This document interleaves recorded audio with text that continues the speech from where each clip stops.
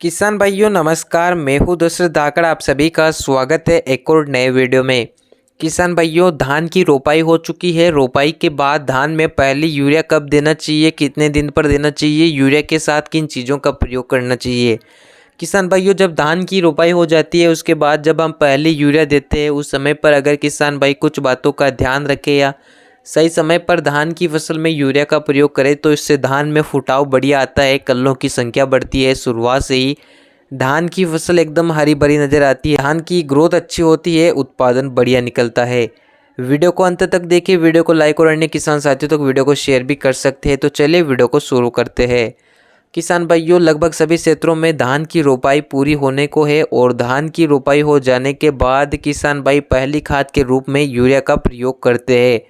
Urea में मौजूद nitrogen पौधे को हरा भरा बनाए रखती है, पौधे की ग्रोथ को बढ़ाती है, जड़ों का विकास अच्छे से करती है, जिससे शुरुआत में ही हमारे जो धान की नर्सरी की हम रोपाई खेत में करते हैं वो अच्छे से मिट्टी में जड़ें पकड़ लेती है, जड़ों की लंबाई बढ़ती है, जड़ें एकदम स्वस्थ रहती है और पौधे की ग्रोथ बढ़िया होती है, जिससे पौधा तेज़ी से बढ़ता है। इसलिए बहुत से किसान भाई धान की फसल में पहली खाद के रूप में यूरिया का प्रयोग करते हैं।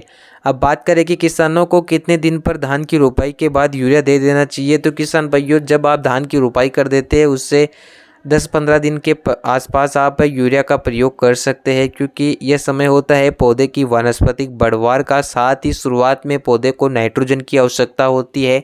हम लगातार खेत में पानी का भराव करते हैं जिससे हो सकता है कि पौधे में पीलापन आ जाए, इसलिए किसानों को शुरुआत में यूरिया का प्रयोग करना चाहिए, जिससे पौधा पीला नहीं पड़ता है, पौधे की ग्रोथ अच्छी होती रहती है। इसी के साथ शुरुआत में जड़ों को काटने वाले छोटे छोटे कीट या दीमक भी लग जाते हैं, जिससे जड़ें कमज़ोर रह जाती है, जिससे फसल पीली पड़ जाती है, ग्रोथ नहीं होती है, कल्ले कम निकलते हैं। ऐसे में जब आप पहली यूरिया देते हैं तो उसके साथ कोई भी दानेदार कीटनाशक जो मार्केट में अवेलेबल हो जाता है उसको मिक्स कर सकते हैं और अपने धान के खेत में छिड़क सकते हैं। किसान भाइयों, अगर आप धान में पहली यूरिया के साथ कीटनाशक देते हैं तो इससे पौधे की जड़ें एकदम स्वस्थ रहती है। जड़ें अगर स्वस्थ रहती है तो पौधा पोषण अच्छे से लेता है, भोजन तेज़ी से बनाता है, जिससे पौधे की ग्रोथ बढ़िया होती है, पौधे में फुटाव बढ़िया आता है और कल्ले अधिक निकलते हैं। अगर आप भी धान की खेती कर रहे हैं तो धान में पहली खाद के रूप में इन चीज़ों का प्रयोग सही समय पर पहली यूरिया दें, जिससे आपको फ़ायदा मिलेगा और धान की पैदावार बढ़िया निकलेगी।